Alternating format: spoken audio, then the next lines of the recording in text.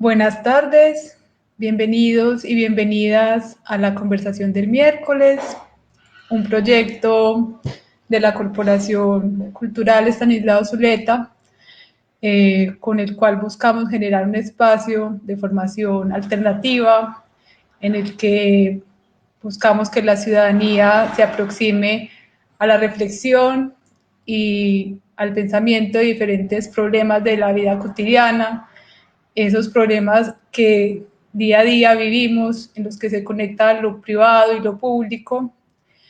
Y bueno, cada año definimos un ciclo temático como parte de este proyecto. Este año el ciclo temático que hemos propuesto es nuestra vida cotidiana, resistir en la incertidumbre, un ciclo que estuvimos definiendo desde el inicio de este año, cuando todo el tema de la pandemia no lo sentíamos cercano, era algo que estaba sucediendo por allá en China y en otros países. Y fue un tema que quisimos proponer más por la vivencia de una crisis en este sistema en el que vivimos, el sistema capitalista, en este modelo civilizatorio que promueve tanta desigualdad, y en el que también hemos sentido que hay muchos valores que por siglos, bueno, por años ha promovido y que están en crisis también. Valores como el individualismo, la competencia. Entonces, todo esto fue lo que nos llevó a proponer este ciclo temático. Y este mes, el día de hoy, queremos conversar con ustedes el tema de economía, vida y muerte, para lo cual tenemos a dos invitados. Ellos son Luis Jorge Garay, y Alejandro López. Antes de entregarle la palabra a ellos y el espacio, contarles también que este es un proyecto que se realiza gracias al esfuerzo del equipo operativo de la corporación, al equipo de apoyo de este proyecto y también gracias al apoyo del Ministerio de Cultura con el Programa Nacional de Concertación Cultural. Entonces, bueno, darle la bienvenida a Luis Jorge y a Alejandro López, para que entonces ellos ya nos inviten a la reflexión y a la conversación sobre este problema. Muchas gracias por acompañarnos el día de hoy. Alejo, tienes la palabra. Muchas gracias, Aura. Un saludo pues muy especial a todas las personas que siguen esta transmisión de la conversación del miércoles en este segundo encuentro que tenemos en este año 2020, que pues por obvias razones, por todo lo que nos ha acontecido durante estos meses, aplazamos un poco el inicio del proyecto. Sin embargo, pues desde el mes pasado con la charla sobre el feminismo zombie en tiempos de pandemia que nos ofrecieron Elizabeth y las profesoras invitadas, dimos paso pues al encuentro de la conversación del miércoles de este año con ese tema tan interesante y tan importante, que además cobra un matiz mucho más significativo en estos momentos, como es el de resistir en la incertidumbre, esa cotidianidad a la que nos vemos hoy en día enfrentados, un marco bastante incierto, donde no sabemos muy bien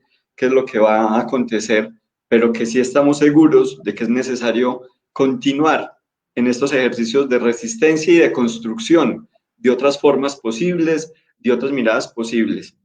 En aquella ocasión recuerdo muy bien un comentario de alguien en el chat de la conversación que se planteaba por qué hay que estar criticando el capitalismo, y creo que hoy tendremos posibilidad de profundizar en esta conversación con Luis Jorge en torno a este tema. Y bueno, la hemos denominado economía, vida y muerte, para preguntarnos pues un poco por esas maneras y esas formas de vincularnos y de relacionarnos en torno al sistema capitalista, y lo que podríamos afirmar es mucho más que un simple modo de producción, y tiene también pues unas connotaciones que hay que afirmar de esta manera, modo de civilización. Por eso la pregunta fue sobre el tema de lo económico, ponerlo hoy en el centro y bueno, darle también las gracias a Luis Jorge por haber aceptado esta invitación a compartir con nosotros esta noche desde sus reflexiones, sus estudios tan sistemáticos y profundos que viene adelantando en compañía de sus colegas, de Jorge Enrique Espitia en particular, y menciono esto porque tuvimos como centro para la conversación y para el grupo de estudio que, como bien saben, realizamos 8 días previos a estos encuentros ya públicos, el trabajo sobre el libro de Luis Jorge y de Jorge Luis, Dinámica de las Desigualdades en Colombia, que fue publicado el año pasado por Ediciones Desde Abajo, pero que mañana tendrá la presentación del segundo ejemplar, que sigue en esta saga pues, que han venido elaborando para dotarnos de más elementos de entendimiento de lo que vivimos pues, en específico en nuestro país. Luis Jorge, bienvenido y muchas gracias por estar con nosotros. Bueno, muchas gracias, Alejandro, muchas gracias a Aura María y a la corporación por el espacio y la oportunidad que me dan de poder compartir con ustedes algunos de los trabajos que hemos venido realizando en el último tiempo. Muy bien, muchas gracias, Luis Jorge. Bueno, denominamos esta charla Economía, Vida y Muerte. Un poco, como lo decía ahí en la introducción, buscando también acopiar elementos que nos permitan comprender el mundo en el que vivimos, no solo en la dimensión pues, económica, sino en todas las dimensiones que subyacen a lo que bajo esa expresión del modo de civilización capitalista configuran los vínculos intersubjetivos, los vínculos humanos, donde sin duda la economía pues es muy, muy importante. En días recientes, el gobernador de Kansas decía que hay cosas mucho más importantes que la vida y que una de ellas era la economía, una expresión de estas precisamente ante el hecho de levantar la cuarentena y salir a las calles, al trabajo, a lo que se ha denominado pues, la reactivación económica. Entonces, si bien formulamos este ciclo antes de que pasara todo esto de la pandemia, también la pandemia ha develado una serie de aspectos que nos llevan a profundizar en los cuestionamientos que hay que hacerle a este sistema económico y a este modo de producción. Y uno de ellos, que además al parecer hemos naturalizado en lo que ustedes han trabajado también, es el tema de la desigualdad y en específico pues en Colombia. Pero antes de que entremos en materia, Luis Jorge, yo quisiera preguntarte sobre esa expresión y ese falso dilema entre la economía o la vida, ¿cierto? Que podría uno deducir de la expresión del gobernador de Kansas, ¿no? Hay que reactivar la economía, no importa que muramos. ¿Qué te dice esa expresión y esas dicotomías en las que a veces nos ponemos? Bueno, en principio eso es un falso dilema, porque es claro que sin salud y sin vida no hay economía. Por supuesto, obviamente que si no hay economía, pues no va a haber condiciones de vida adecuadas. Es un dilema que debe buscar es más bien, en vez de ser una falsa dicotomía, es una conciliación para el bienestar general y especialmente de los menos favorecidos, que son los que más están sufriendo y los que son más vulnerables y están más expuestos a las consecuencias directas e indirectas de una pandemia como la del COVID-19 en relación con el resto de la población colombiana. En el caso de Colombia, por ejemplo, más del 65% de la población es pobre, vulnerable o trabaja en condiciones laborales informales y precarias que ante la súbita caída de ingresos debido al confinamiento como una estrategia social para evitar el contagio social, lleva a un sacrificio desmesurado de los grupos más desfavorecidos del país. Entonces, el dilema de economía o salud es muy relativo, porque si uno emprende en medio de la pandemia actividades productivas, a los que más se expone es a los más vulnerables y a los que tienen más riesgo de contagio. Por lo tanto, aquí hay que tener extrema cautela y para ello es que existe el Estado.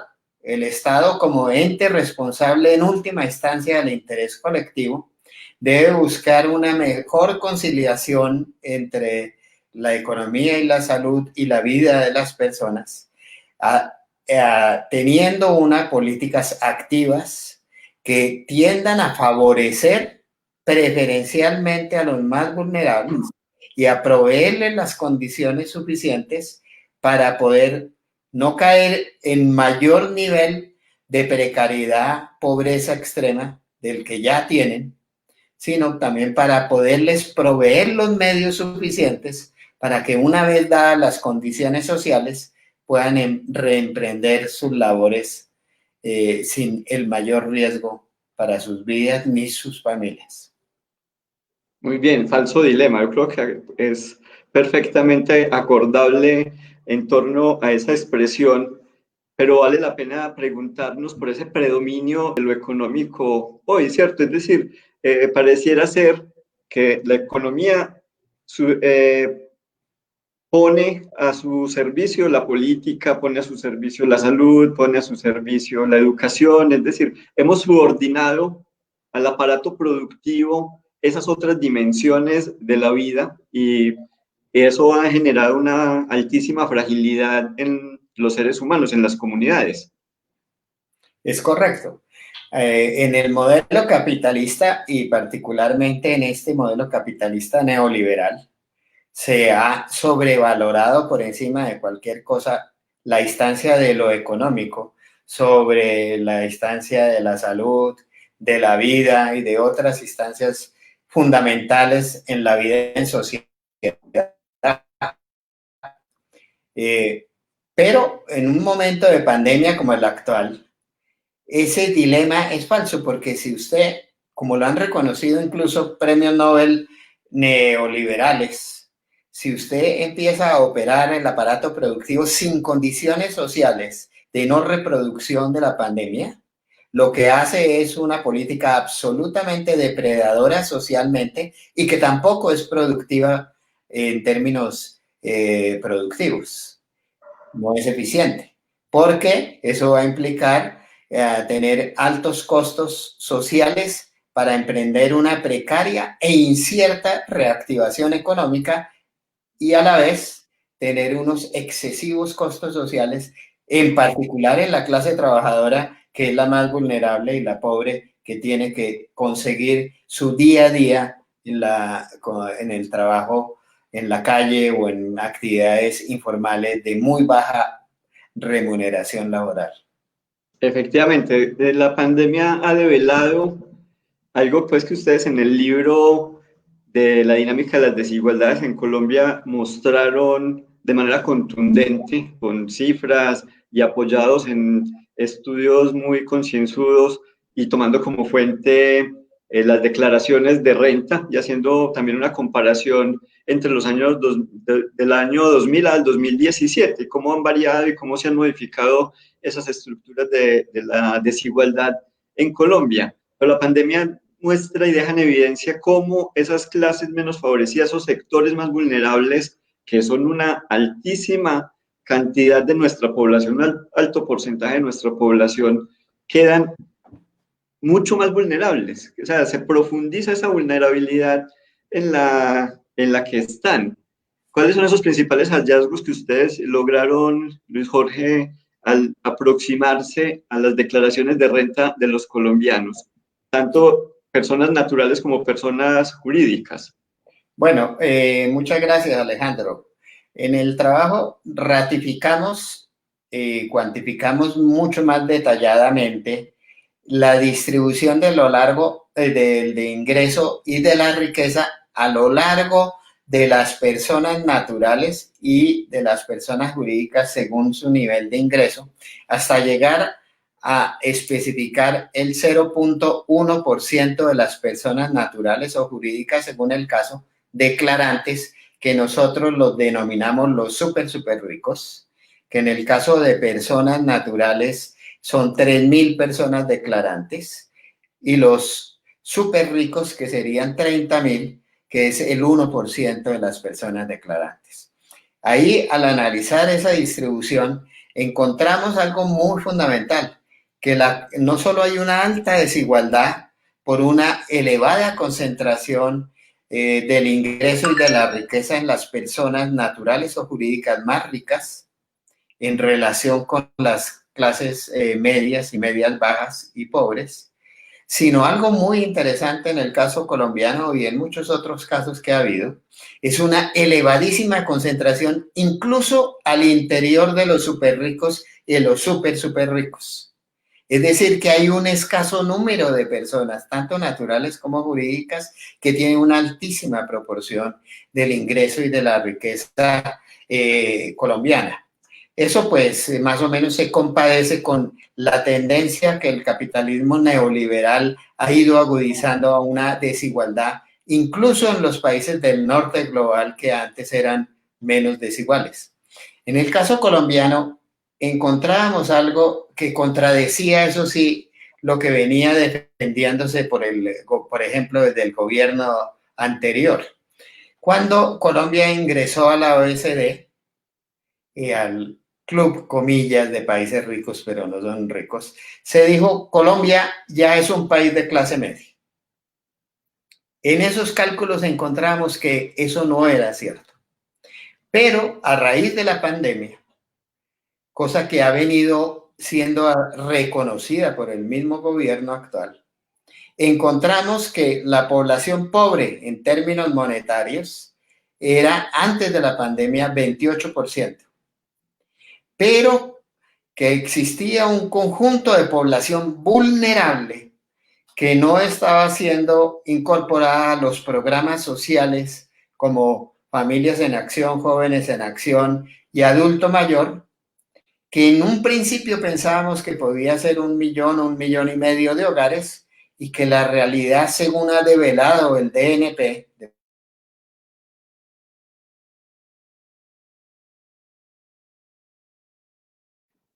Bueno, parece que se nos fue Luis Jorge en su señal. Vamos a esperar a ver si retorna.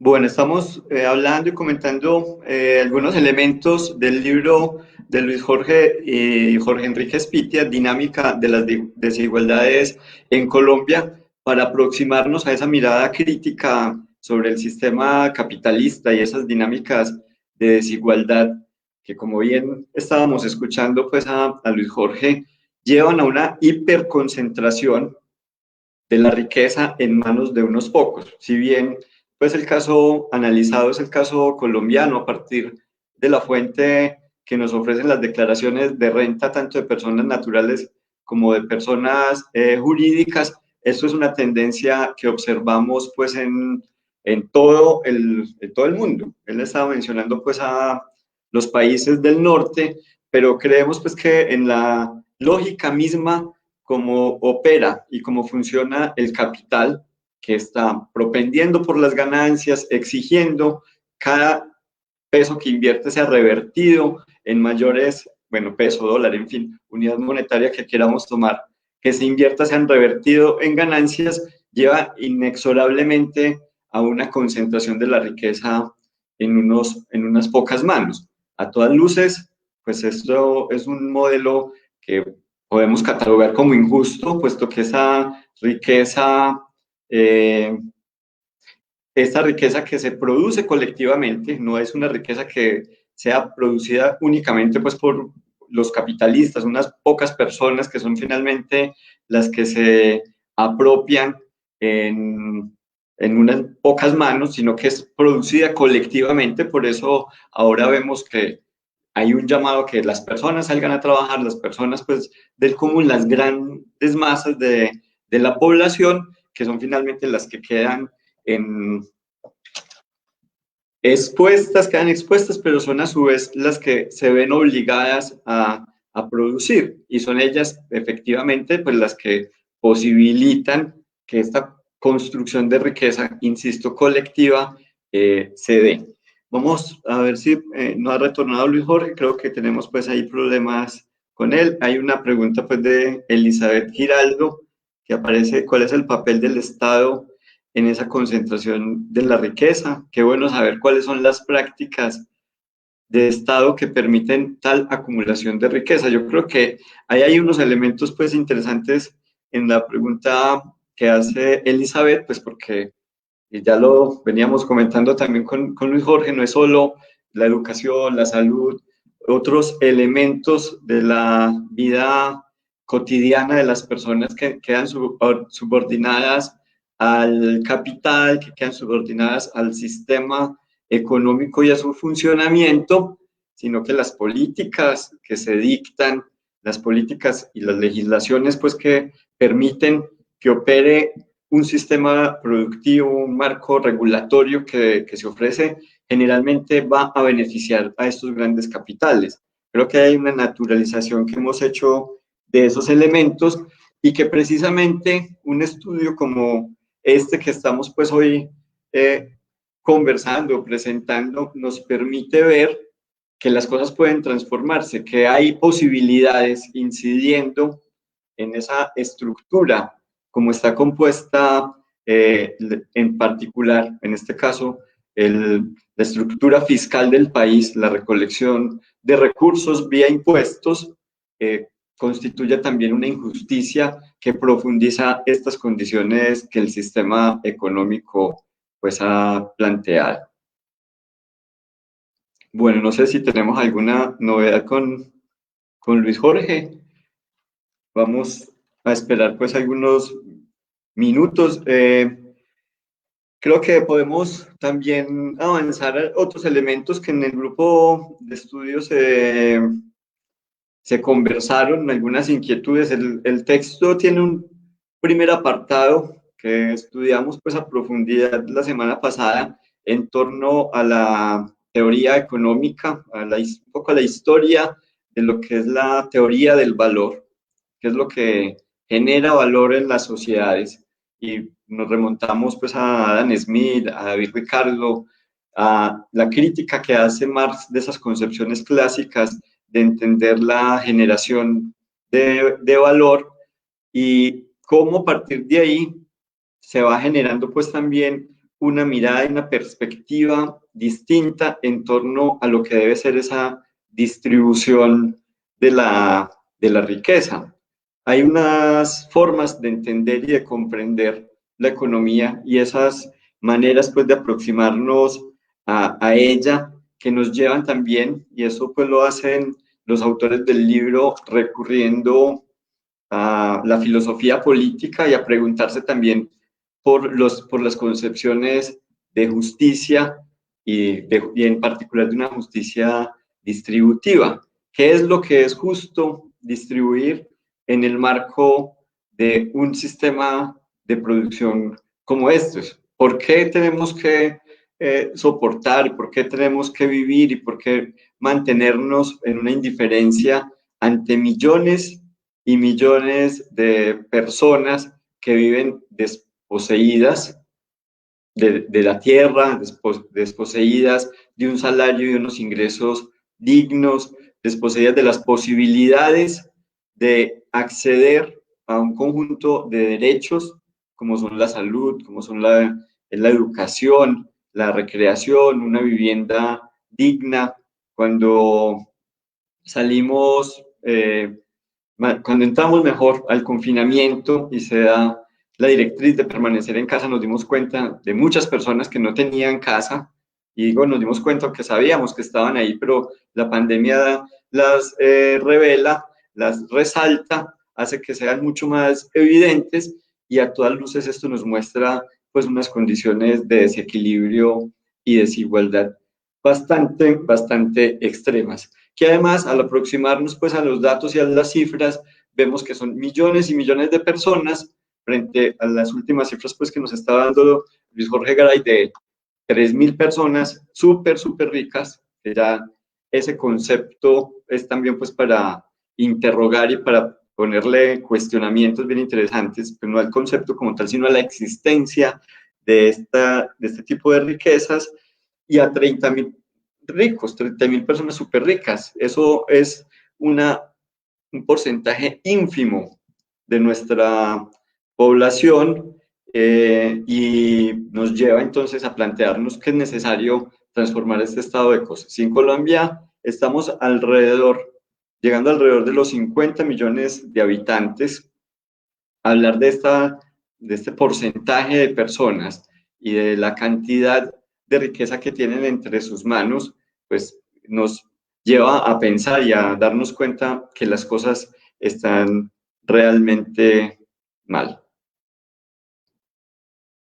Bueno, Luis Jorge se nos quedó sin señal. No sé qué le habrá pasado. Estuvimos conectados un buen rato antes de comenzar pues esta transmisión, tertuleando y preparando y conversando un poco de cómo íbamos a desarrollar esta charla. Desafortunadamente pues tuvo problemas de conexión. Bueno, en esa perspectiva hay una propuesta que hacen Luis Jorge y Jorge Enrique en su libro, que viene pues transitando el segundo libro, y es transformar esa estructura fiscal del país, cómo generar una reforma tributaria, pero no una reforma tributaria como las que hemos estado acostumbrados a vivir, ¿cierto? Que son reformas tributarias bastante regresivas en las cuales los impuestos caen sobre ese grueso de la población en aras de recoger mayores ingresos para el Estado, sin una reforma tributaria que permita una mejor distribución de la riqueza. Es decir, que los grandes capitales, que las personas poseedoras de esas grandes fortunas tributen mucho más, unos porcentajes mayores, que además el libro muestra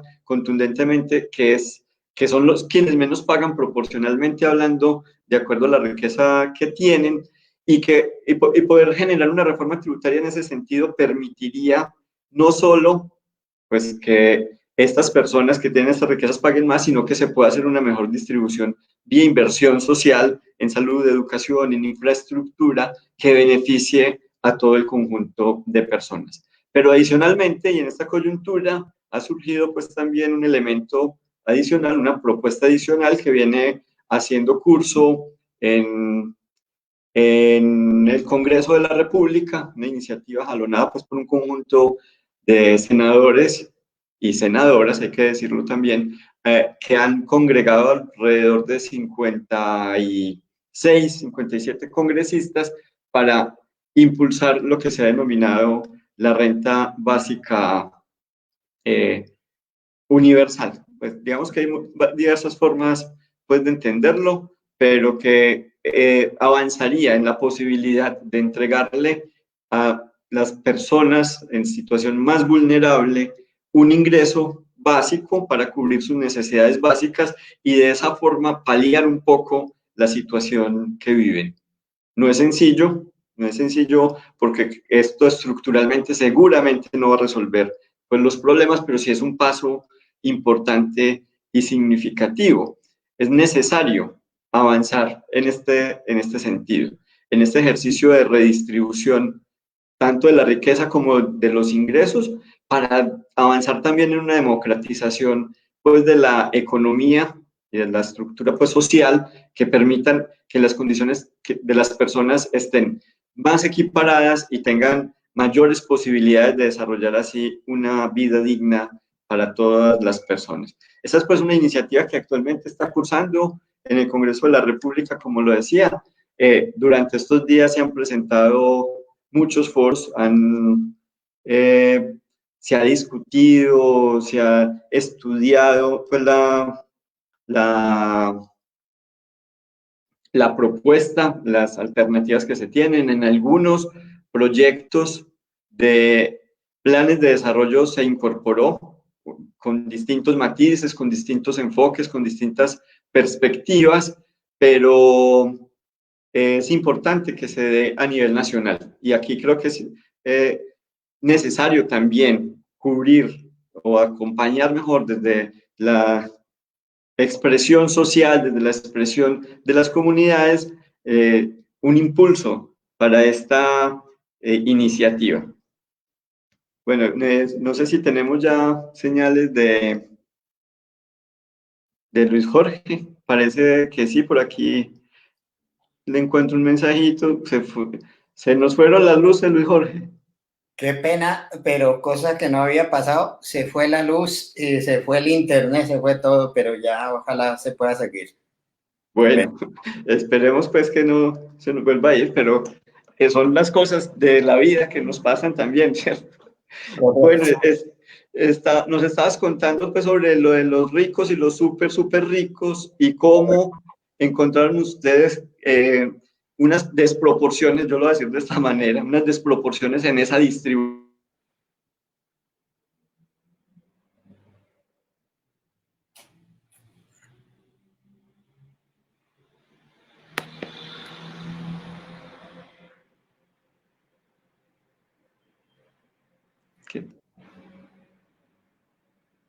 Hola.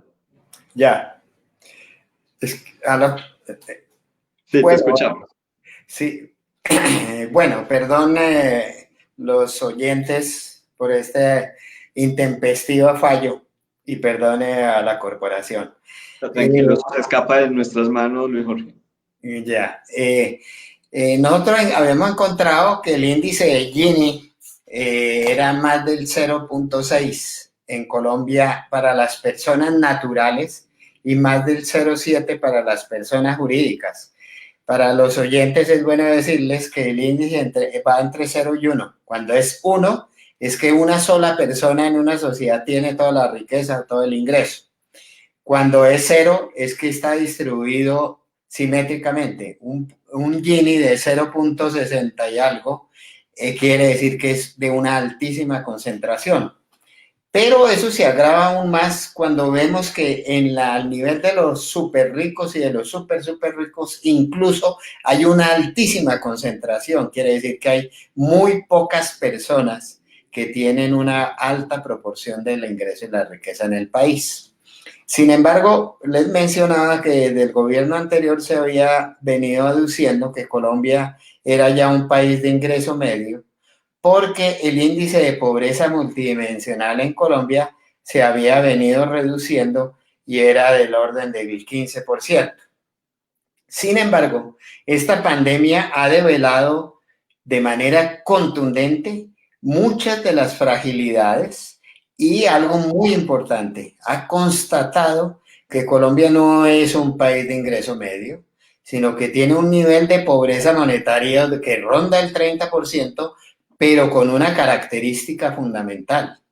Existe un conjunto de población que está por encima de la línea de pobreza monetaria, que tiene acceso a servicios y a una calidad mínima en vivienda y otras características que hacen que esté en una zona gris entre la población pobre y la clase media baja, que es una amplia franja de precarios, en los cuales muchos de ellos son trabajadores o hogares con trabajadores informales, hogares por cuenta propia u hogares que no pertenecen no son socios de una empresa, pero que trabajan para un micronegocio informal.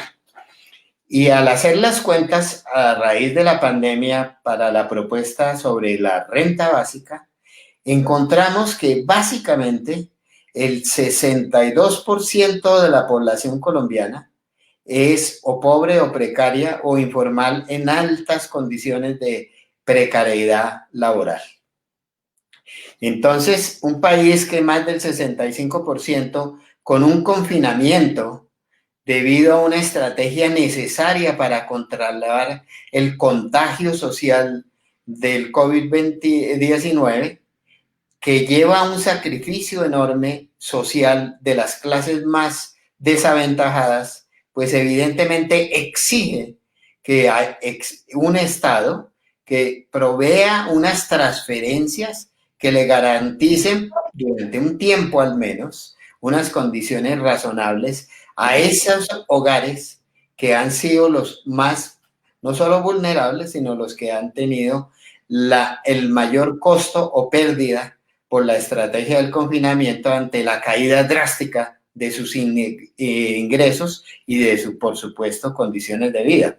a tal punto que hoy pensamos, no solo el desempleo ha subido ya al 25%, y que si se toma en cuenta mucha gente que se salió del mercado de trabajo porque en confinamiento no fue a buscar trabajo, podríamos estar que el desempleo de verdad podría estar en el 30%. Lo segundo que encontramos es que la informalidad laboral ya no es 50, sino más o menos 60%. Y lo tercero que encontramos muy importante es que hay un conjunto de micronegocios, tomando en cuenta la última encuesta que hizo el DANE sobre micronegocios que tienen entre 3 y 9 trabajadores, la gran mayoría de ellos informales, que suman más o menos entre 1.500.000 y 2.200.000 micronegocios, que teniendo un promedio de trabajadores de 3, si uno colabora con las nóminas de esos micronegocios informales, indirectamente puede estar apoyando entre 1,5 y 2 millones de hogares a través de una renta básica que es de ingreso y de empleo. Conclusión, las cifras de desigualdad que encontrábamos en el libro de desigualdades parecen ser aún más graves en medio de cualquier ciclo económico recesivo. Y otro tema que se vuelve muy importante, el trabajo que hemos hecho es con las fuentes de la DIAN, de las declaraciones de renta, que es la fuente fiscal más fidedigna, porque no es por encuesta, sino directamente por lo que declaran.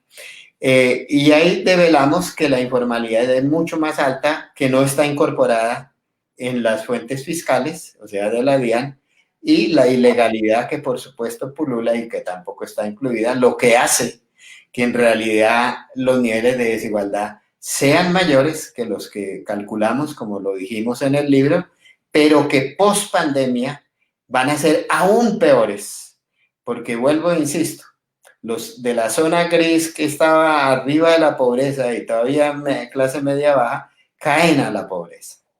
Entonces vamos a tener una situación de desigualdad y de pobreza post-pandémica que nos va a retrotraer 2 décadas. De pronto, todo va a depender cómo evoluciona la pandemia y la reactivación.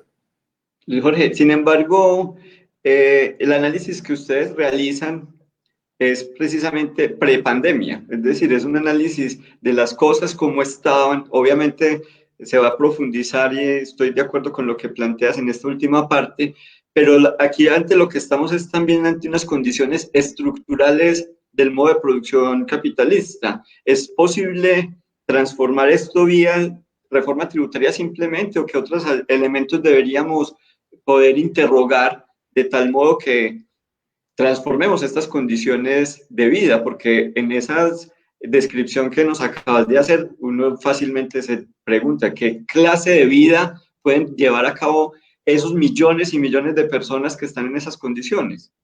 Correcto. No, por supuesto, esto está íntimamente ligado con el modelo de capitalismo neoliberal que ha agudizado la desigualdad, ha agudizado la precariedad laboral y ha agudizado la ruptura de un paradigma nuclear del sistema democrático liberal, que es que a medida que pasan las generaciones, la calidad de vida y la certidumbre sobre esa calidad de vida va mejorando para garantizar evidentemente que el esfuerzo del trabajo, del ahorro y la acumulación va a favorecer realmente mejores condiciones de vida. Ya desde los 70 progresivamente el modelo, especialmente los 80 con el modelo neoliberal, se encuentran unas tendencias seculares en el capitalismo que contradicen la médula central de la democracia liberal y el sistema de mercado liberal, y que ha llevado, por supuesto, a críticas desde muy diversos sectores intelectuales y académicos, a que es fundamental avanzar hacia un modelo post-neoliberal o incluso más bien hacia un modelo post-capitalista para poder revertir todas estas secuelas estructurales que ha venido trayendo el modelo neoliberal, tanto en el norte global como, por supuesto, en el sur global. Segundo, el modelo de desarrollo bajo el capitalismo neoliberal también llevó a otra crisis antes de la pandemia, pero que tiene que ver también con las sucesivas pandemias que probablemente va a sufrir la humanidad, que es la insostenibilidad del modelo de consumo y de desarrollo en términos socioecológicos, medioambiental y climáticos. Entonces, ante esas crisis que venían antes de la pandemia, empezaron a surgir movimientos, o bien, por un lado, a ir hacia un postneoliberalismo o incluso postcapitalismo, pero en términos de la política real, surgió también los movimientos de ultraderecha que buscaban una democracia iliberal, o sea, una democracia con menos derechos, y es el surgimiento de Trump, de Bolsonaro y de Salvini en Italia y de otros casos en Hungría, etcétera, que muestran una tendencia ultraderechista o incluso en algunos casos populista de cierto tono de izquierda, que desconocen derechos, que buscan el recorte de derechos, que no siguen el modelo neoliberal puro, sino siguen un modelo tecnocrático, corporativista, estratégico, para favorecer grandes corporaciones e intereses, con una visión nacionalista, pero dentro de un marco de una democracia recortada, como estamos viendo hoy día en Estados Unidos en las calles. Entonces, el COVID-19 o la pandemia, que es global, que afecta desigualmente las poblaciones y países, eclosiona parte de la crisis ya estructural en el sistema capitalista neoliberal, con un agravante a mi juicio fundamental, que es el debate hasta qué punto una pandemia de esta naturaleza está relacionada con la crisis socioecológica medioambiental que ya está arrastrando el capitalismo actualmente. Y si es así, como lo defienden muchos expertos, nos situamos en un panorama muy interesante a nivel del capitalismo global, que es la sociedad de riesgo de la que hablaba Ulrich Beck en el 2002, se profundiza de una manera sistémica aún mayor, a tal punto que se convertiría en un sistema de la incerteza, o sea, de la incertidumbre.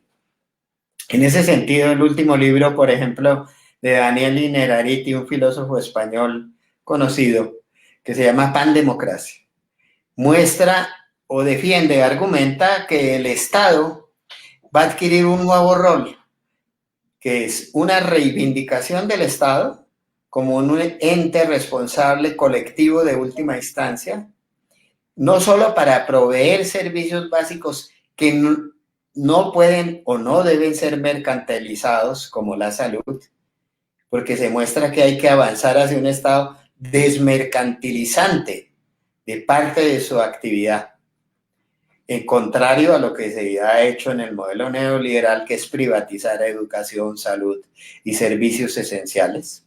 Pero en tercer lugar, un nuevo rol del Estado que hay que tener en cuenta es que en medio de la pandemia, no obstante el sector corporativo, los sectores capitalistas o la ideología capitalista, había planteado la necesidad de desmontar al máximo el Estado.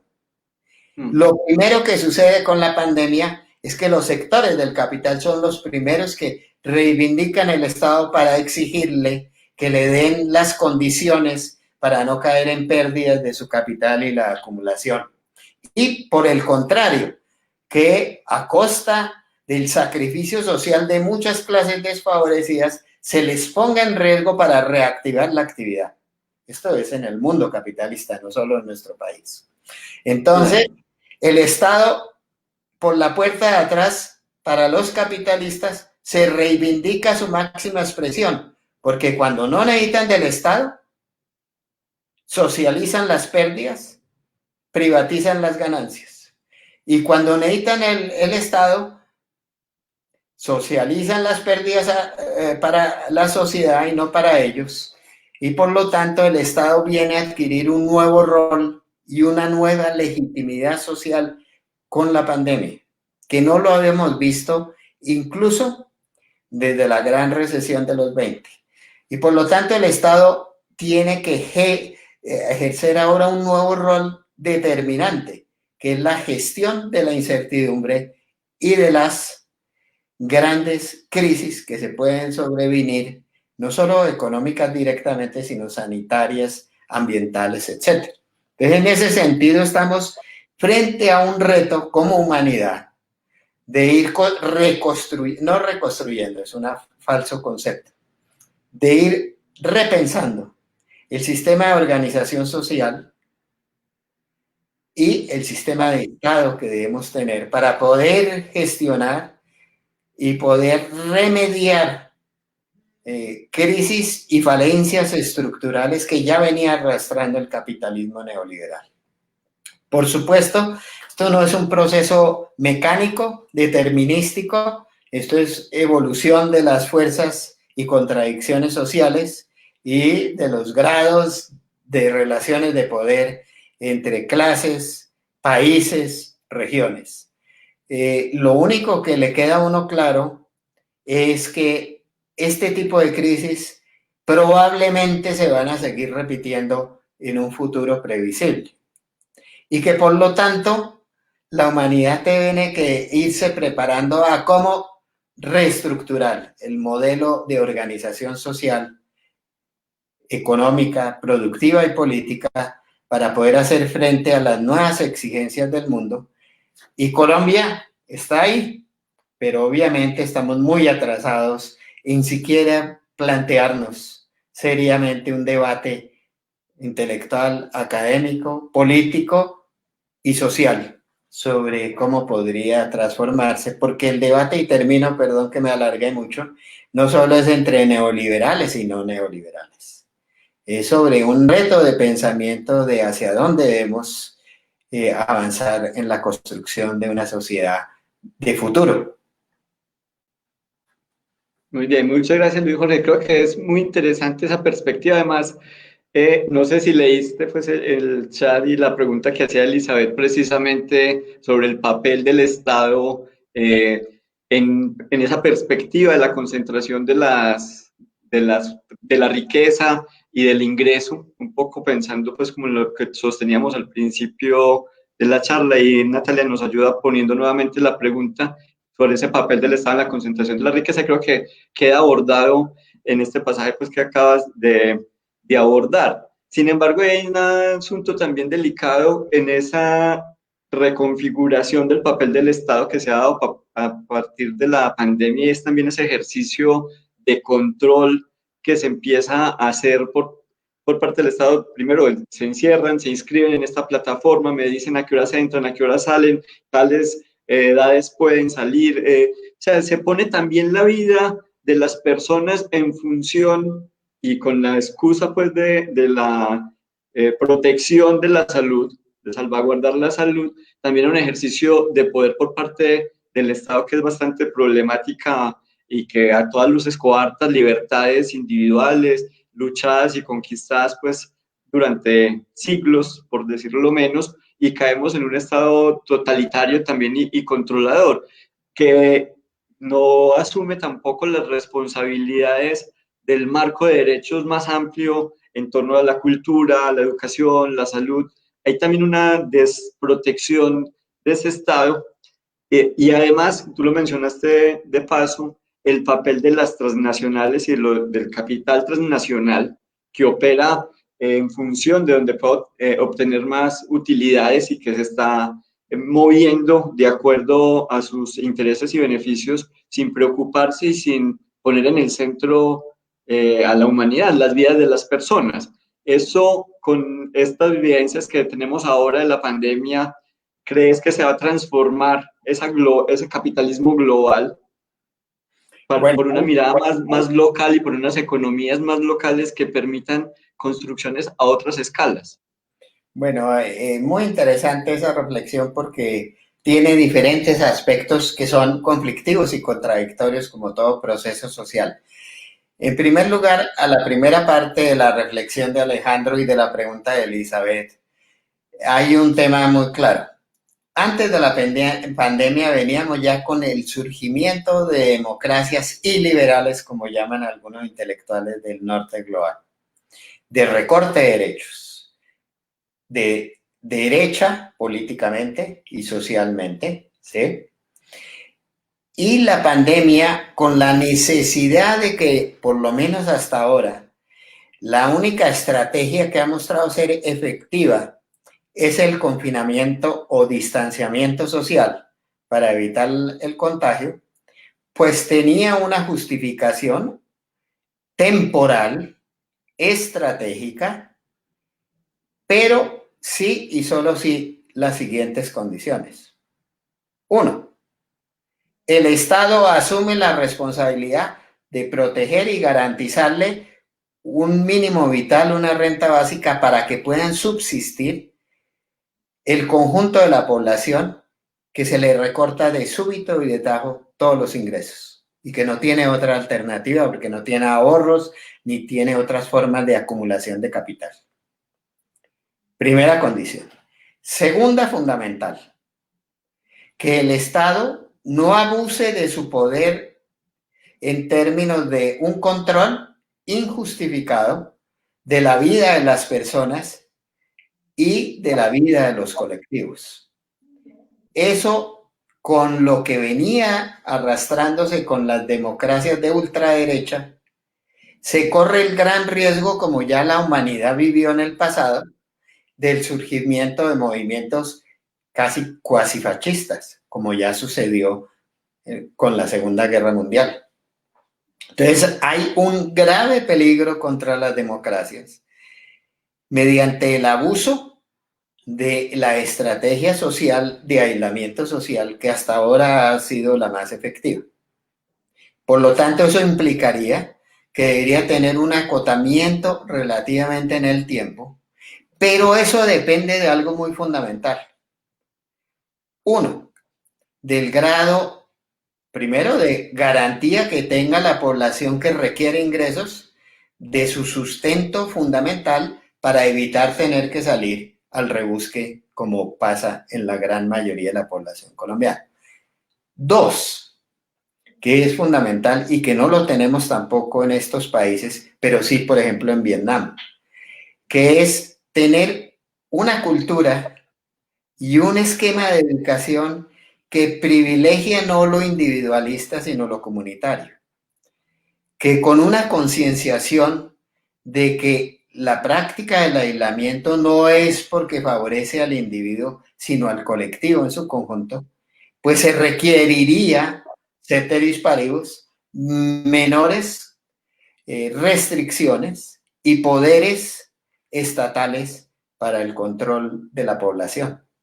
Y hoy Boaventura dos Santos de Sousa, en una entrevista en el periódico El Tiempo, era muy ilustrativo y decía, Vietnam, que no es un país rico, que tiene una frontera muy extensa con China, que sufrió pandemia, no hubo necesidad de tener esos estados o esas situaciones de emergencia para controlar la población, porque la misma población se controló. Ese no es nuestro caso, porque ni se cumplió el primer requisito de garantía de condiciones de subsistencia, y el segundo es que no tenemos la educación desde una conciencia y cultura comunitaria y no individualista, egoísta. Entonces, en ese sentido estamos en una sin salida, porque antes decíamos, no vamos a exponer la población vulnerable, haciendo una apertura y en España se dice desescalamiento del confinamiento, que vaya a atentar contra esa población, pero que si no hay el estado de emergencia, tampoco hay condiciones de que se cumpla. España es un caso muy interesante, que pasa en Cali, no sé si ha pasado en Medellín, ha pasado en Cartagena, en varias ciudades, es que la gente muchas veces joven o de edad intermedia no acatan las medidas y hacen reuniones y fiestas en conglomerados amplios donde hay una posibilidad de contagio máxima.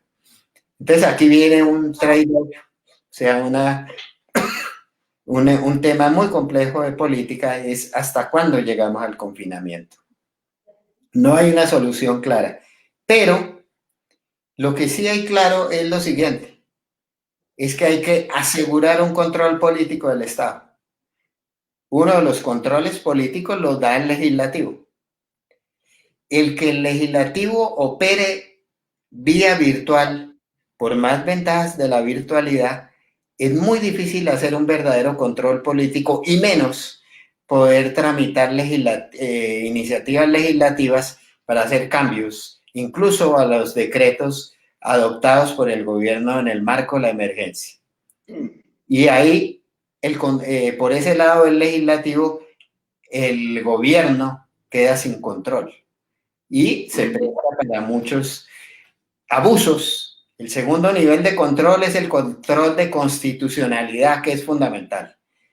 Pero se requiere que el control de constitucionalidad de las decisiones tomadas por el gobierno cumplan el test de constitucionalidad, de unidad de materia, de pertinencia, de preservación de derechos, etcétera, etcétera. Porque lo que es claro es que en medio de una crisis como la de la pandemia y sus consecuencias, los derechos sociales, laborales, políticos, no pueden ser vulnerados de ninguna manera. No habría ninguna justificación.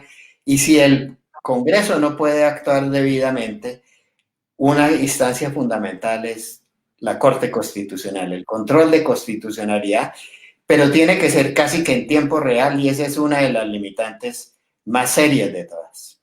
Y el otro, y termino, es el control ya en lo que hace relación al gasto público, a la asignación de contratos, a la prestación de los servicios sociales, que es el que deben ejercer las Contralorías, la Procuraduría y a su manera la Fiscalía.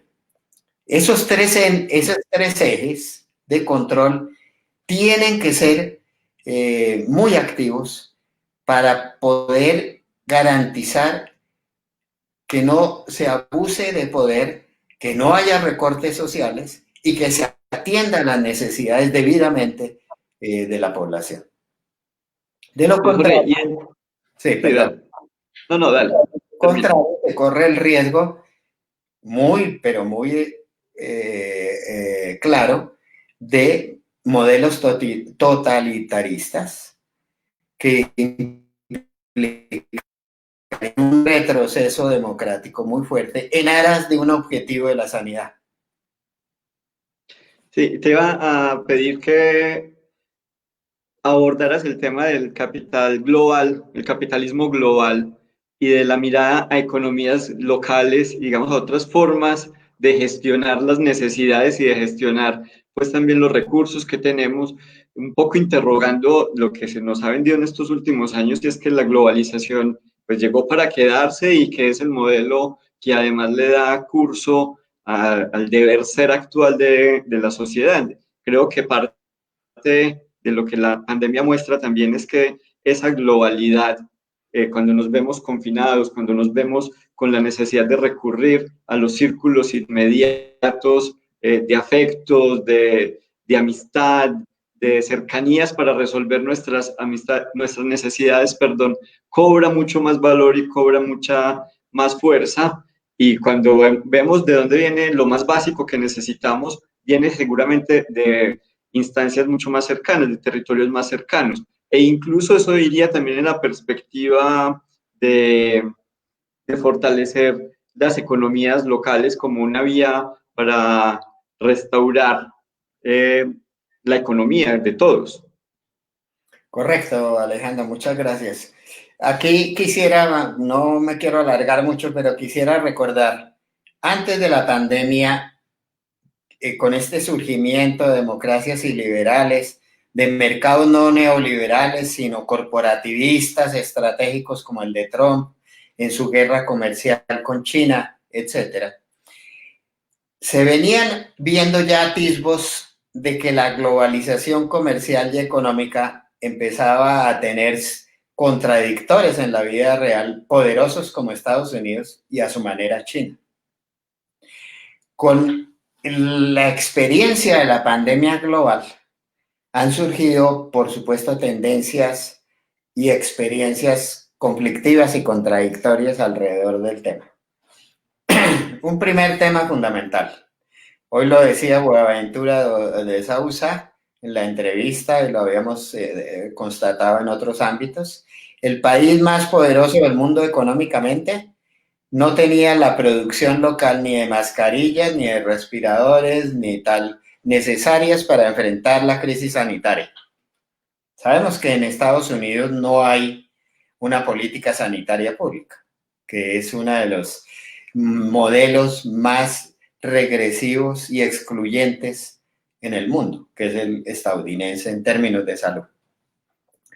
Entonces, por un lado, el más poderoso depende incluso de productos elaborados en China, con el cual tiene un conflicto comercial agudo, político más o menos, y de India y de los nuevos países emergentes de desarrollo.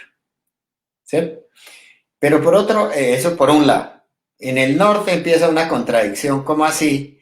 Que economías poderosas en medio de una crisis de esta naturaleza tienen que salir al mercado a buscar en condiciones muy precarias y no poder garantizar el suministro de elementos esenciales para la salud de su gente, siendo las economías y sociedades más desarrolladas, supuestamente. En segundo lugar, la pandemia ha demostrado algo muy fundamental: la seguridad alimentaria. La pandemia y la estrategia que ha tocado seguirse ante la ausencia de vacuna de un medicamento efectivo ha llevado al confinamiento, lo cual ha implicado que la alimentación básica de la población, tanto del norte global como del sur global, depende de su producción agropecuaria interna, doméstica. Especialmente en el caso colombiano de la población de la producción campesina, que es la que produce los elementos básicos de la alimentación. Entonces, en un país como Colombia, que hemos denigrado de la seguridad alimentaria, no obstante, está establecida en la Carta Constitucional. Hay una reivindicación en un país como Colombia de que tiene una economía campesina potencial fundamental y que en vez de haber sido desplazada buena parte de ella por importaciones de terceros, hay que tener una seguridad alimentaria que garantice situaciones de emergencia e incertidumbre, pero que a su vez tenga impactos en el desarrollo productivo y la inclusión social de amplias capas de la población hoy excluidas del país. Entonces empiezan elementos claves a vindicar la necesidad de tener una producción local en cierta variedad de actividades y sectores que son estratégicos en términos de hablar de seguridad alimentaria, sanitaria y de esa naturaleza. Entonces, aquí viene una tensión necesaria respecto a la globalización indiscriminada neoliberal. La globalización como fenómeno global es algo que es muy difícil de retroceder en términos de que ya todos los avances digitales, virtuales, etcétera, etcétera, son inatajables. Eso es una parte de la globalización. Pero hay una parte de la globalización que sí va a ser, lo más seguro, modificada, que es la estrategia de los gobiernos por recuperar cierto grado de autonomía en sus sociedades y sus economías para garantizar una seguridad. Y eso va a venir más del norte que del sur. Planteamiento para los países del sur como Colombia es, dado los acuerdos de libre comercio donde hemos abierto indiscriminadamente buena parte de la agricultura campesina y la agricultura de nuestros países, ¿cuál debe ser nuestro camino a seguir.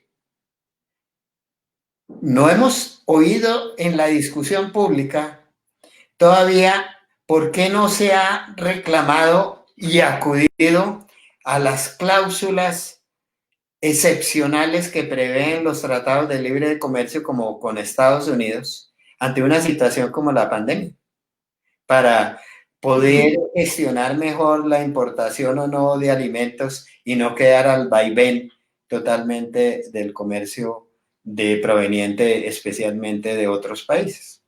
Entonces, va a haber un proceso de vindicación de lo local y de una nueva significación de la relocalización en la globalidad. En la medida en que los países acierten con mayor oportunidad y mejor estrategia a esa relocalización, van a estar en mejores condiciones a la eventualidad en este mundo, como hablábamos antes, de incertidumbre, de no caer en los problemas que tuvo en el pasado. Y Colombia tiene como muchos países de América Latina, un gran reto sobre esto. Cómo repensar otra vez la producción rural agropecuaria, el papel del campesinado, la producción de ciertos sectores, no voy a decir de todos, y actividades productivas, y de ciertos elementos estratégicos para garantizar un mínimo de autonomía nacional. No hablo soberanía, no estoy hablando de autarquía, estoy hablando de que haya una autonomía estratégica que nos garantice, por un lado, aprovechar riquezas que tenemos en capital humano, social y productivo, como el campesinado, etc. Y dos, poder tener condiciones de seguridad ante eventuales crisis sanitarias o de otro estilo, climáticas, que ya estamos previendo, como es el hecho de que en Colombia el cambio climático va a tener una afectación a las potencialidades de producción en amplias zonas del país, que tienen que hacernos repensar de cómo relocalizar internamente la producción agropecuaria y de incluso manufacturera. Todo eso nos lleva a que el COVID acentúa tendencias que venían ya dentro de la globalización neoliberal a hacer retrocesos estratégicos, pero la pandemia nos lleva a dar con más claridad qué tipo de orientación debe tener esta modulación estratégica de la globalización. Sí, muy interesante porque nos permite ver que efectivamente hay caminos de alternativa, porque parte de lo que se nos ha vendido muchas veces es como que con el capitalismo terminó la historia y eso es lo que hay, así es como deben ser las cosas, estos son los valores que predominan y bueno, creo que parte de lo que buscamos con la conversación del miércoles y con estos temas puestos en la palabra, puestos en diálogo, es precisamente interrogar el mundo en el que vivimos y avanzar en construir otras alternativas. En este caso, una alternativa a nivel de lo económico que nos permita poner en el centro del quehacer de la economía a la humanidad, ¿cierto? Volver a ese lugar, recuperar ese lugar del cuidado, ese lugar de la lentitud, incluso un poco salir de ese vértigo casi que de mareo en el que nos pone la dinámica capitalista. Antes de dar paso a las preguntas y a los comentarios que nos han hecho a través del chat de la transmisión, donde hay pues unas reflexiones y unas preguntas también bien interesantes, yo quiero cerrar con una última solicitud a Luis Jorge y es para que pensemos, nos ayude a pensar y que nos plantee lo que es esa riqueza que tiene Colombia, lo hablábamos antes de comenzar, en su diversidad como posible marco también para generar un modelo de desarrollo distinto, un modelo de construcción de país diferente, pero que se ve en pugna y en tensión con la predominancia de un modelo extractivista como el que vivimos actualmente. ¿Cuáles son esas riquezas y esos potenciales, pero además también las necesidades que tendríamos para poder gestionar un modelo en esa perspectiva? Correcto. Quizás solo quisiera una palabra antes de abordarla, es el modelo de desarrollo extractivista que Colombia, como algunos otros países de América Latina, ha seguido desde los 90, especialmente en los 2000, promovido entre otras por el Banco Mundial en su momento, consistente en la explotación de recursos naturales no renovables, llámese minería e hidrocarburos, ha llevado a algo muy fundamental en el país. En el libro que lanzamos la semana pasada hay un capítulo donde mostramos cómo el modelo minero, propiamente dicho, solo deja al país al año 0.65% del PIB en impuestos y regalías. El de hidrocarburos da más, entre otras por una razón.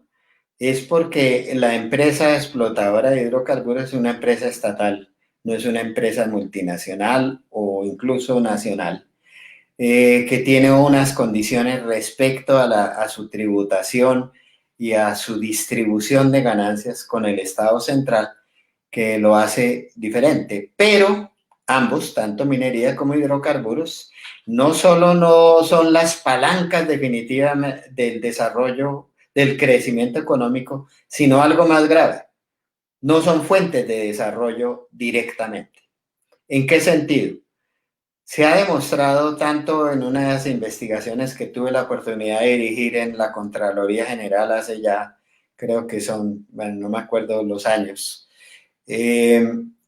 sobre cómo los municipios eminentemente mineros en el país tienen unas condiciones de calidad de vida inferiores a los municipios eminentemente petroleros. Pero tanto uno como otro, sus condiciones de vida son eminentemente más bajas, peores, que los municipios que no se especializan en la extracción de recursos naturales. Y eso lleva a una consideración muy fundamental. Ese tipo de modelo no genera desarrollo social. En sus comunidades primero, y dado que tampoco es la fuente de crecimiento máxima de un país, tampoco a nivel colectivo, aparte de problemas de corrupción, etcétera, etcétera, que no debemos hablar. Entonces, Colombia, con la pandemia, surgió, quiero mencionarle, 3 elementos muy distintos. 1. El gobierno, a pesar de que titula el decreto de Emergencia Económica, Social y Ambiental o ecológica, no me acuerdo la palabra, actúa contra lo ecológico o lo ambiental. En respuesta a una solicitud oportunista de empresarios mineros y gremios, dicen, es el momento de acelerar las licencias ambientales express, porque esta es una fuente de ingresos. Ahí mostramos la falacia de ese argumento. Y el gobierno, acatando, porque está de acuerdo, por supuesto, impulsa unas trámites de licencia previa, consulta previa, virtual, con comunidades aisladas donde no hay virtualidad, que tuvieron que retroceder, pero la siguieron aplicando para el caso de la fumigación con comunidades del Cauca y de otras regiones, de Nariño especialmente. O sea, ahí el gobierno, a pesar de que dice que hay una emergencia ecológica, hace lo contrario, busca acelerar los procesos porque cree la falsa imagen de que eso genera recursos para el Estado, muy pocos. Pero en segundo lugar, algo muy, muy fundamental. El gobierno ha venido impulsando el estudio de licencias ambientales sin una normatividad arreglada, como lo estableció la Corte Constitucional, acelerando los estudios de los nuevos proyectos que a mi juicio abren la nueva etapa de neoextractivismo en Colombia, mucho más profunda y con consecuencias aún más graves medioambientales y socioecológicamente.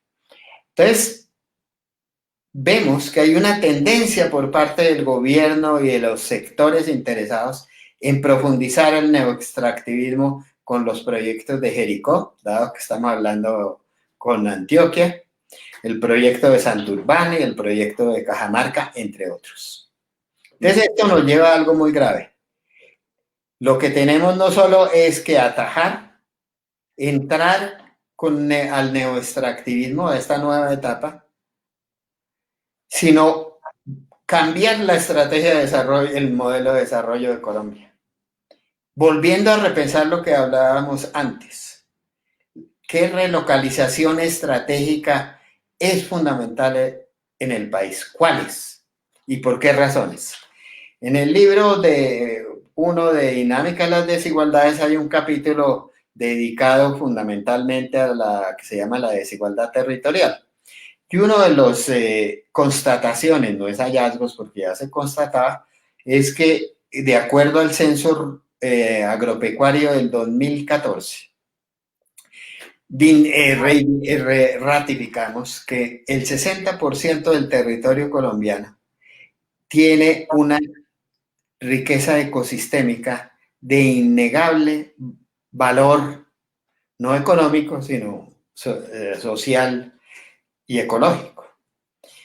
Y que en la medida en que el mundo, ante la crisis inevitable socioecológica y ambiental que ya se avisora por múltiples razones, cambie su modelo de consumo, su modelo de crecimiento y el uso de combustibles fósiles y de plásticos y de otras, evidentemente hay una riqueza en la naturaleza que va a ser clave para ese cambio de modelo de sociedad civilizatorio o de modelo postcapitalista, como quiera uno llamar, que eventualmente se produzca, ojalá más pronto que tarde, en el mundo. Colombia, ante ese nuevo mundo, no en el de hoy, tendría unas riquezas altamente apreciables, como es sus ecosistemas, su biodiversidad, que ante un eventual nuevo modelo tendría una valoración no solo económica, sino social, ecológica, ambiental, que lo haría una sociedad eventualmente muy rica. El problema es que el sistema de precios y de valoración de la sociedad a esa riqueza el día de hoy es mínima. No se tiene eso. Y económicamente no rinde sus frutos. Entonces necesitamos una estrategia muy compleja que es de esa preservación y desarrollo de la naturaleza y de la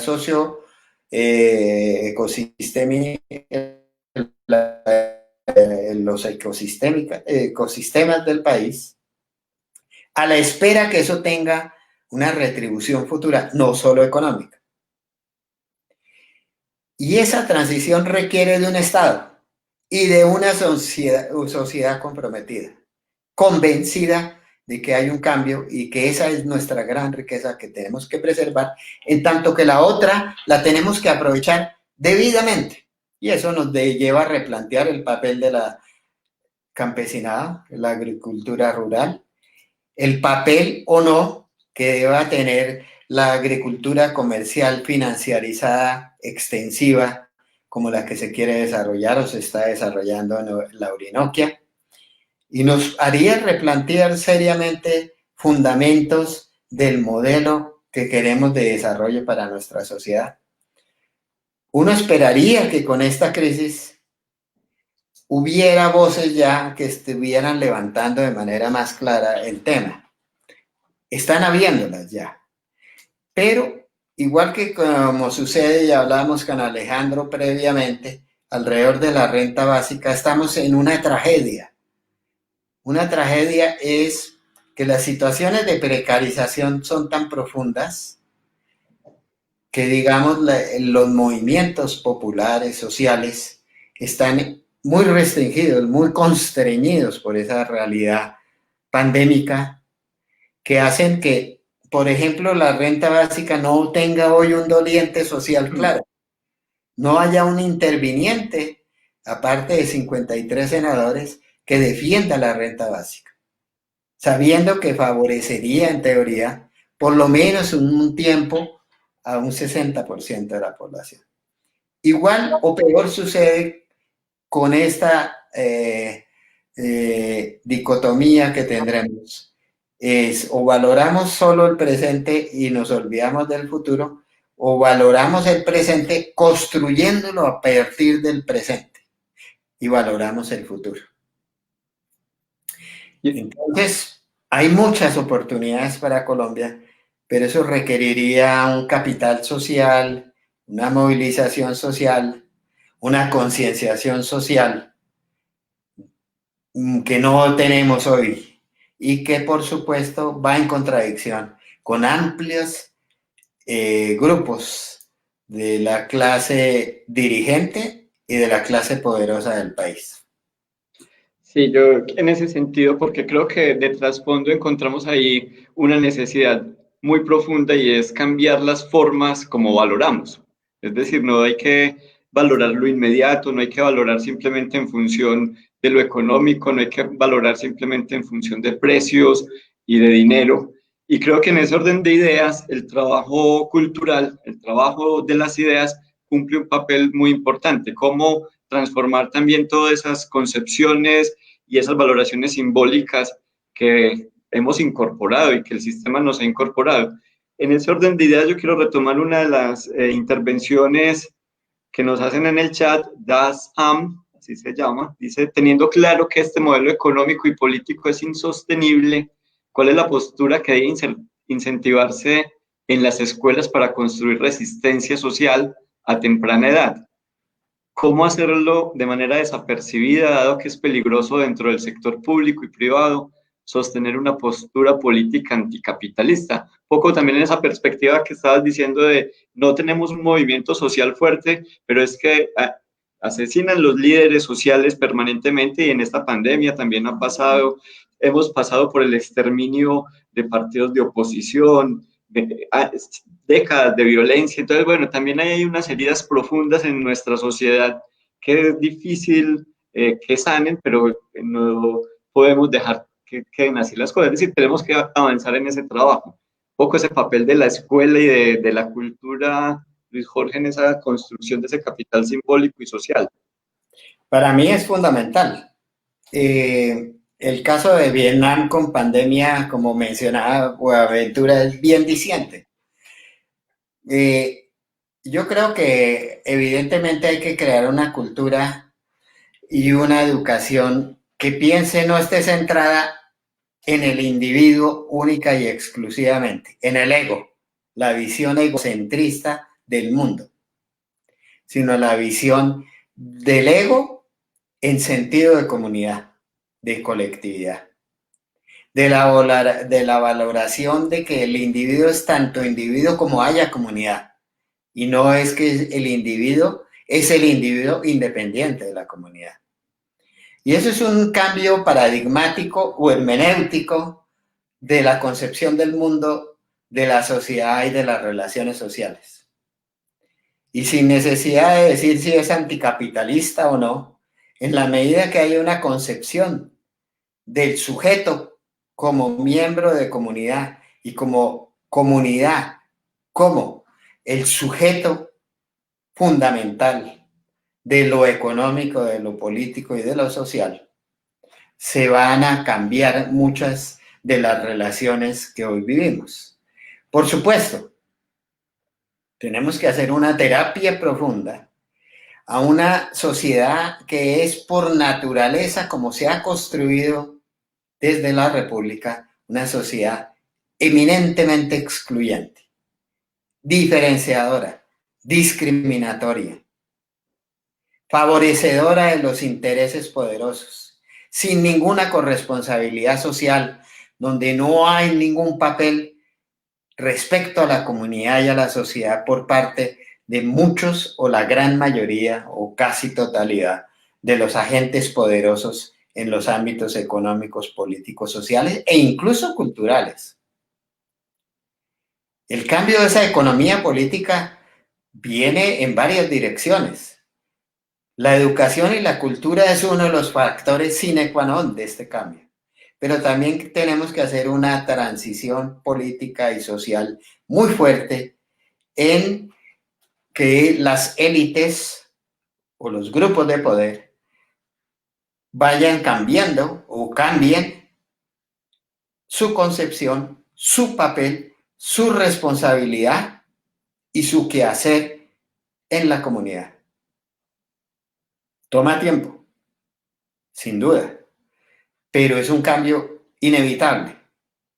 Y para ello, las clases poderosas tienen que ir avanzando a entender que no pueden cooptar la sociedad ni el Estado para sus propios intereses.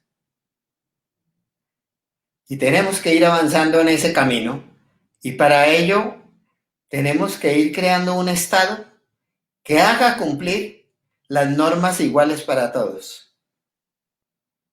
Ahora, el Estado no es una superestructura ajena a la sociedad, pero en los procesos sociales tendremos que ir construyendo una estructura institucional tal que cada vez vaya más defendiendo y promoviendo los valores de la equidad, la igualdad y la responsabilidad social.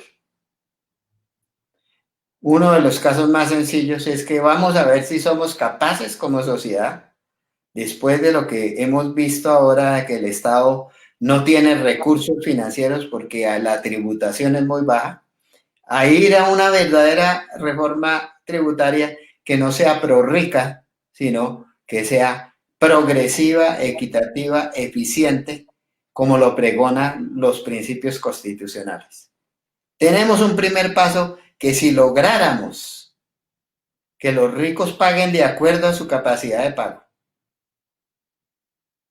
y que haya una verdadera progresividad, empezaríamos a entender por parte de los ricos, los súper ricos, que hay una responsabilidad, que es actuar como ciudadano en términos de su responsabilidad fiscal. Ese es apenas un ámbito, no es el más importante, es muy necesario porque un Estado pobre como el colombiano, que tributa respecto al PIB menos que el promedio latinoamericano, no puede avanzar a la construcción de un Estado de derecho, social de derecho. Pero así en muchos campos, por supuesto. Claro, es necesario, aunque sea dar esos pequeños pasos en aras de construir una sociedad más justa, más equitativa, menos desigual. Luis Jorge, bueno, vamos llegando a las 8 de la noche, entonces agradecerte mucho pues por tu compañía en esta noche, por estos trabajos que vienen adelantando. Yo aprovecho pues para hacer una cuñita y recuerden que en la editorial Desde Abajo encuentran no solo este libro sobre el que hemos conversado hoy, que tiene este universo tan importante y tan interesante de la dinámica de la desigualdad en Colombia, sino otros materiales que se vienen trabajando. En particular, la semana pasada presentaron el de medidas sociales y económicas de emergencia ante la pandemia del COVID-19 en Colombia, y tiene un subtítulo que es Visión desde una economía política de la inclusión social, un trabajo que se realizó ahorita en estos 2 meses por entregas, 8 textos muy interesantes, lo consiguen virtualmente en la librería Desde Abajo. Y mañana a las 5 de la tarde también en la página Desde Abajo se va a estar presentando la segunda parte de este trabajo, desde la desigualdad y reforma estructural tributaria en Colombia, para que quienes quieran continuar la reflexión sobre estos temas pues se conecten al Facebook Live Desde Abajo, donde se va a hacer la presentación de este libro. A las personas que nos acompañaron también, muchas gracias. Los comentarios que quedan en el chat son muy ricos, nos dejan material para seguir pensando y seguir trabajando, porque van desde propuestas hasta interrogantes que podremos abordar en otros momentos, pero que bueno, porque llegamos ya al fin del tiempo, no nos podrá ser posible hacerlo hoy. Luis Jorge. Bueno, muchas gracias a la corporación por esta oportunidad. Nunca había tenido el privilegio de hablar con ustedes. Muchas gracias a la audiencia. Perdonen que perdimos 10 minutos por culpa de la luz, pero estoy siempre disponible y ojalá mutuamente podamos enriquecernos. Y muchas gracias a todos y salud. Mucha salud, Luis Jorge, y un abrazo. Hasta pronto. Muchas gracias.